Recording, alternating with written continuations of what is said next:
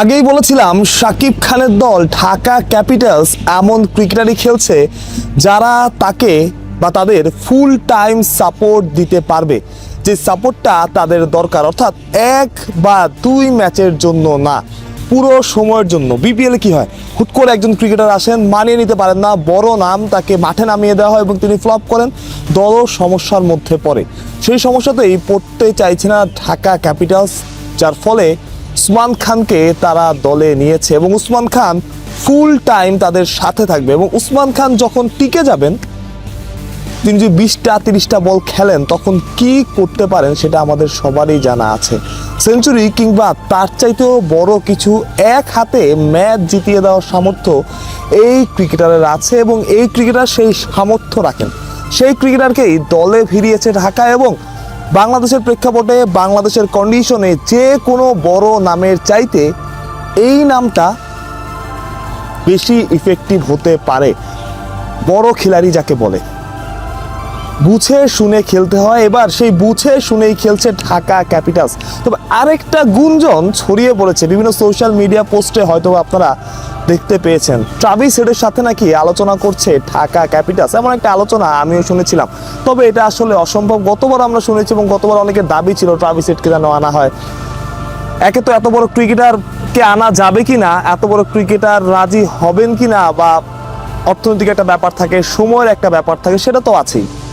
কিন্তু প্রকৃতপক্ষে এটা আসলে অসম্ভবই বলা যায়, কারণ একই সময় চলবে বিগ ব্যাশ এবং বিগ ব্যাশ শুরু হবে যেই সময়টায়, শেষ হবে কিন্তু 17 জানুয়ারি, অর্থাৎ ডিসেম্বরে শুরু হয়ে 17 জানুয়ারি শেষ হবে। আর বিপিএল এর 18 জানুয়ারি শেষ হবে এবং অ্যাডিলেডের লাস্ট ম্যাচ, অর্থাৎ ট্রাভিসের যেই দলটায় খেলে সেই দলটার শেষ ম্যাচ হচ্ছে 17 তারিখ। আর বিপিএল শুরু হবে সম্ভাব্য সময় যেটা, সেটা 19 ডিসেম্বর থেকে 16 জানুয়ারি, অর্থাৎ প্রথম রাউন্ডের ম্যাচ শেষের আগেই বিগ ব্যাশের বিপিএল শেষ হয়ে যাবে। অ্যাডিলেডের শেষ ম্যাচ 17 তারিখ, বিপিএল শেষ 16 তারিখ। অর্থাৎ এমনও না যে আপনি প্লে অফে উঠলে তাকে আনতে পারবেন বা তার দল যদি প্লে অফে না উঠে তাকে খেলাতে পারবেন, সেই সম্ভাবনা নাই। অর্থাৎ ট্রাভিস হেডের বিপিএল খেলার কোনো সম্ভাবনাই প্রকৃতপক্ষে বা বাস্তব অর্থে থাকছে না। সেটা হলে যিনি এনওসি পেয়েছেন বাংলাদেশ থেকে, রিশাদ হোসেন, তিনিও খেলতে পারতেন। আপনার কি মনে হয় রিশাদ হোসেন 3-4 ম্যাচ খেলার সুযোগ পাবেন কিন্তু তাকে খেলানো হবে না? সেটা কি হয়? তিনিও খেলতেন, তাকেও হয়তো বা যদি এরকম সুযোগ থাকতো যে কোয়ালিফায়ার পরে বা কোয়ালিফায়ার শেষের সময় থাকবে, আমার মনে হয় 3-4 ম্যাচের জন্য হলেও রিশাদকে ওইভাবেই ড্রাফটে ওঠানো হতো, যাতে রিশাদ 2-3 ম্যাচ খেলতে পারেন। আর অস্ট্রেলিয়া তো মনে করেন ইন্ডিয়া না বা আশেপাশের দেশ না যে আপনি চাইলেই চলে আসতে পারলেন। 1 দিন, 1.5 দিন, 2 দিন সময় লাগবে সব কিছু মিলিয়ে, সব প্রসেস মিলিয়ে। সুতরাং ট্রাভিস হেডের ঢাকার হয়ে খেলাটা একরকম অসম্ভবই। তবে উসমান খান আসলে এটা একটা বড় নাম। দুইজন ডিরেক্ট সাইনিং শুরুতে দলগুলো দলে ফেরাতে পারবে, বিদেশি কোটায় এবং দেশি কোটায়, যেটা আসলে ড্রাফটের বাইরে থেকে, তেমনটাই লেখা আছে যেই নিয়মকানুনে যেই ব্যাপারটা দেওয়া হয়েছে সেখানে। সেক্ষেত্রে একজন এখন পর্যন্ত দলে ফিরিয়েছে ঢাকা এবং আরেকজন ক্রিকেটার খুঁজছে। অনেকের সাথেই তাদের কথা হচ্ছে। এর আগে আমরা জেসন রয়, কুইন্টন ডিককের কথাও শুনেছি, ট্রাভিস হেডের কথাও শুনলাম। অনেক রকম নাম নিয়ে আলোচনা হয় বিপিএল এর শুরুতে, অনেক বড় বড় ক্রিকেটার নিয়ে আলোচনা হয়, অনেক বড় বড় ক্রিকেটার আসেন। একসময় আমরা ফিল সল্টকে দেখেছি, তিনি নাকি আসছেন। একসময় আমরা আরও অনেক বড় বড় ক্রিকেটারের নাম শুনেছি, তিনি আসছেন, কিন্তু আসছেন করেও তারা কেউ আসেননি। গতবার মঈন আলীকে নিয়ে যেটা হলো, একদল বলছে মঈন আলী আমাদের, অন্য দল বলছে মঈন আলী আমাদের, কিন্তু শেষমেশ মঈন আলীকে আর পাওয়া যায়নি। তো যেটা বলছিলাম, ঢাকার জন্য দারুণ একটা সাইনিং হয়েছে উসমান খান, যিনি ঢাকাকে ফুল টাইম সার্ভিস দিতে পারবেন এবং ফুল টাইম ঢাকার হয়ে খেলতে পারবেন, যেটা অনেক বড় একটা পাওয়া ঢাকা ক্যাপিটালসের জন্যে। তবে ঢাকার কাছে আরও একটা অপশন আছে, আরও একজন ক্রিকেটার তারা চাইলে দলে ফেরাতে পারবে, বিদেশি ক্রিকেটার, ডিরেক্ট সাইনিং থেকে, ড্রাফটের বাইরে থেকে। ড্রাফট থেকে তারা 2জন ক্রিকেটার দলে ফিরিয়েছে, দেশি ক্রিকেটার, যেটা তাদের কোটা ছিল, তাসকিন আহমেদ এবং সাইফ হাসান, বড় 2টা সাইনিং। তবে মুস্তাফিজুর রহমানকে তারা ছাড়তে হচ্ছে, লিটন দাসকে তারা গতবার যিনি ছিলেন, লিটন দাসকে তারা দলে ফেরায়নি। হয়তোবা ড্রাফট থেকে তাদের চাওয়াতে লিটন কুমার দাস থাকতে পারেন। অন্য দলগুলোর কি অবস্থা, কিংবা বাংলাদেশি ক্রিকেটার যারা দলে ফিরেছেন, কে কার নজরে আছেন? ঢাকার নজরে নিশ্চিত করেই সাব্বির রহমান থাকবেন এবং সাব্বির রহমানকে রাজশাহীতেও চাইবে নিতে, এবং আমরা বিভিন্ন জায়গায় দেখেছি এবং শুনেছি রাজশাহী ম্যানেজমেন্টের থেকে রাজশাহীতে সাব্বির রহমানকে নেওয়ার জন্য। রাজশাহীর মানুষ যেহেতু সাব্বির রহমানকে পছন্দ করে, তারা চেষ্টা করবে, কিন্তু ড্রাফটের একটা অর্থের লিমিট থাকে।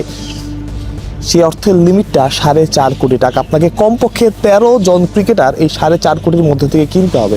এখন সাব্বিরের বেস প্রাইস যদি হয় সে ফর এক্সাম্পল 30 লাখ টাকা, তাকে যদি আপনি 50 লাখ বা 1 কোটি টাকা দিয়ে কেনেন, বাকি থাকে আপনার 3.5 কোটি টাকা। সেক্ষেত্রে ধরুন আপনি 1 কোটি টাকা দিয়ে সাব্বির রহমানকে কিনলেন, কিন্তু আপনার তখন 3.5 কোটি টাকা বাকি থাকবে বাকি 12 জন প্লেয়ার কেনার জন্য। তখন সেখানে আপনি একটা হ্যাসেলে পড়তে পারেন, সেটাই একটা আলোচনার বিষয়। তবে ঢাকার জন্য সেটা টাফ হতে পারবে। ঢাকা যে করেই হোক চাইবে সাব্বিরকে দলে ফেরাতে, যে করেই হোক। সেক্ষেত্রে একটা বড় লড়াই হতে পারে ঢাকা আর রাজশাহীর মধ্যে, এবং সাব্বিরের দাম সেক্ষেত্রে পুনস সবচাইতে বেশি উঠলেও হয়তো অবাক হওয়ার কিছু থাকবে না। এবং অন্য দলগুলো তো সাব্বিরের মতো ক্রিকেটার আসলে দলে ফেরাতে চাইবে, সেটা নিয়ে কোনো সন্দেহ নাই। তবে লক্ষ্য রাখতে হবে দলগুলোর তাদের সর্বোচ্চ খরচ যে অর্থটা করতে পারবে সেইটার দিকেও। চাইলে আপনি 5-6 1-2-1.5 কোটি টাকা, 5-6 কোটি অনেক বড় ব্যাপার, 1-1.5-2 কোটি টাকাতে প্লেয়ার কিনতে পারবেন। 2 কোটি অসম্ভব, 1 কোটি টাকার প্লেয়ারই আসলে কেনাটা এখানে কঠিন হয়ে যাবে, যেহেতু একটা অর্থের লিমিট আছে এবং আপনাকে মিনিমাম 13 জন দেশি প্লেয়ার দলে ফেরাতে হবে, দলে খেলাতে পারবেন। বিপিএল এর একটা আলোচনা শুরু হয়েছিল যে 3 জন বিদেশি ক্রিকেটার হয়তো সেখানে খেলতে পারবেন, 3 জন বিদেশি ক্রিকেটার হয়তো খেলার সম্ভাবনা আছে, তবে না 4 জন বিদেশি একটা দলে খেলতে পারবেন, এবং 4 জন বিদেশি ক্রিকেটারই দলে রাখা হচ্ছে। এবং টুর্নামেন্টের মাঝখানে কোনো ইনজুরি হলে, কোনো রিজার্ভ প্লেয়ার দরকার হলে বা কোনো প্লেয়ার বদল করতে হলে গভর্নিং কাউন্সিলের অনুমতি সাপেক্ষে সেই প্লেয়ারগুলো বদল করা যাবে, বা কোনো প্লেয়ার আনতে হলে আপনার প্রয়োজন মতো সেটা আপনার অনুমতি নিয়ে আপনারা সেটা করতে পারবেন, বা সেটা দলগুলো করতে পারবে। সেটাই হচ্ছে সবচেয়ে বড় আপডেট এখন পর্যন্ত। হবে যেটা বলছিলাম, শাকিব খানের দল ঢাকা বড় খেলায় দেখিয়েছে, কারণ এমন প্লেয়ার যেমন মঈন আলী আসছেন সিলেটে, মঈন আলী খেলবেন মাত্র 2 ম্যাচ। 2 ম্যাচের জন্যই তাকে প্রাথমিকভাবে চুক্তিবদ্ধ করা হয়েছে। ওমর জাইয়ের সাথে কথা হয়েছে তাদের। ওমর জাই শর্ত সাপেক্ষে যখন তার যে টুর্নামেন্টে তিনি খেলবেন, সেই টুর্নামেন্ট যখন শেষ হবে, তার দল যদি আগে বাদ পড়ে তখন তিনি আসবেন।